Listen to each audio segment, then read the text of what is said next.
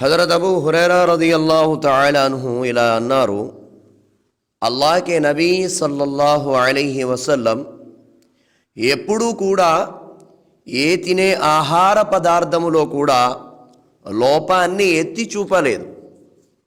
దైవ ప్రవక్త సల్లల్లాహు అలైహి వసల్లం ఎప్పుడూ కూడా ఏ తినేటువంటి పదార్థములోనైనా లోపాన్ని ఎత్తి చూపలేదు. ఆయనకు ఇష్టముంటే దాన్ని తినేవారు, ఇష్టము లేకపోతే మానేసేవారు. ఇమాం బుఖారీ, ఇమాం ముస్లిం వీరిద్దరూ కూడా తమ హదీసుల్లో ఈ యొక్క హదీసుని నకలు చేయడం జరిగింది. హదీసులో అల్లాహ్ నబీ సల్లల్లాహు అలైహి వసల్లం గారి యొక్క ఉత్తమ నడవడికను మనకు తెలియజేయడం జరిగింది అబూ హురైరా రదియల్లాహు గారు. ఏమిటా ఉత్తమ నడవడిక అంటే, భోజనం ఏదైతే తినే ఆహారం ఏదైతే ఉందో ఆ ఆహారం ఒకవేళ మనకి నచ్చకపోతే మౌనంగా ఉండాలి, లేదా దాన్ని విడిచిపెట్టాలి తప్ప ఎట్టి పరిస్థితిలోనూ కూడా దీంట్లో ఉప్పు సరిపోలేదు, దాంట్లో కారం సరిపోలేదు, దీంట్లో మసాలా ఎక్కువైంది, దాంట్లో మసాలా తక్కువైంది, ఇది ఇలా ఉంది అది అలా ఉంది అని చెప్పి పేర్లు పెట్టడం మాత్రం దైవ ప్రవక్త గారి యొక్క విధానము కాదు. ఈ రోజున సమాజం ఎలా తయారైందంటే, అల్లాహ్ క్షమించుగాక, కాస్త ఇంట్లో భార్య ఏదైనా ఆహారంలో ఏదైనా తినేటువంటి ఆహారం తయారు చేసినప్పుడు ఆమె వల్ల ఏదైనా మానవ బలహీనత కారణంగా ఒకవేళ ఉప్పు తక్కువైనా కలుపుకుంటే సరిపోద్ది. కానీ కొద్దిమంది పిచ్చ కేకలు వేసి ఇంటి పైన నడికప్పు కూడా ఎగిరిపోయేలా అరుస్తారు. ఏంటా ఉప్పు లేకుండా ఉండే కూర? అదే రెస్టారెంట్కి వెళ్ళి బిర్యానీలో ఉప్పు తక్కువైనా, మసాలా ఎక్కువైనా, కారం తక్కువైనా, ఉప్పు ఎక్కువైపోయినా అక్కడ మాత్రం ఏం అనలేడు. ఎందుకంటే రెస్టారెంట్ ఓనర్ ఉన్నాడు కదా. అక్కడ గట్టిగా అరిచాడు అనుకోండి, ఎందుకు అరుతున్నావు బాబు, డబ్బులు ఇచ్చేస్తా వెళ్ళిపో అని మెడబట్టి గెంటెత్తారని భయం వేసి అక్కడ అరవడు. ఇక్కడ మాత్రం భార్య దగ్గర మాత్రం పెద్ద పెద్ద కేకలు, పెద్ద పెద్ద పెడబొబ్బలు.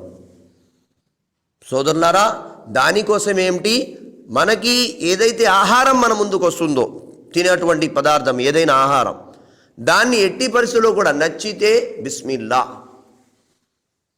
నచ్చకపోతే అల్హమ్దులిల్లా.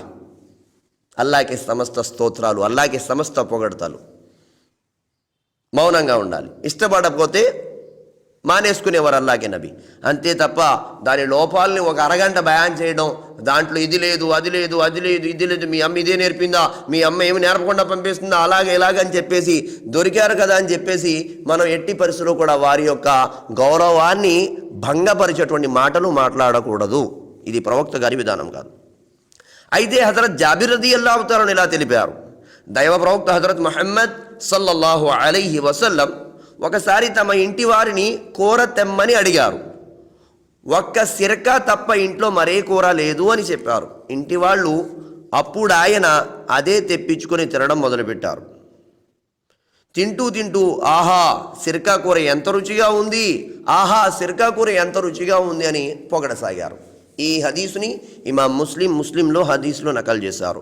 అంటే ప్రవక్త గారికి నచ్చకపోతే మానేసేవారు, నచ్చితే పొగుడుతూ తినేవారు. మనమేంటంటే కర్మకాలి ఆడవాళ్ళు తప్పు చేస్తే అయిపోయారే ఇంకా మన చేతుల్లో, అలా ఉంది ఇలా ఉంది ఇలా ఉంది అలా ఉంది అంటాం. ఎప్పుడైనా మాషా అల్లా ఆవిడ చేసి పెట్టింది రుచిగా ఉంది, ఆ టైంలో ఏమనాలా, పొగడాలా. అప్పుడు సుబ్హాన్ అల్లా, మాషా అల్లా, నువ్వెంత బాగా వండావు, నీ కూర ఎంత రుచిగా ఉంది.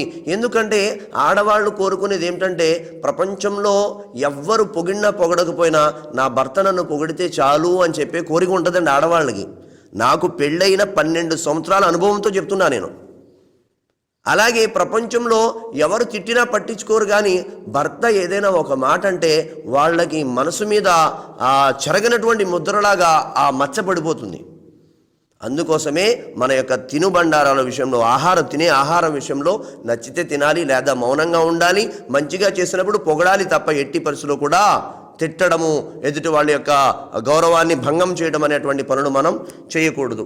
అల్లాహ్ తబారక వ తఆలా మనందరికీ ప్రవక్త గారి సాంప్రదాయాలపై ఆచరించే భాగ్యాన్ని ప్రసాదించుగాక.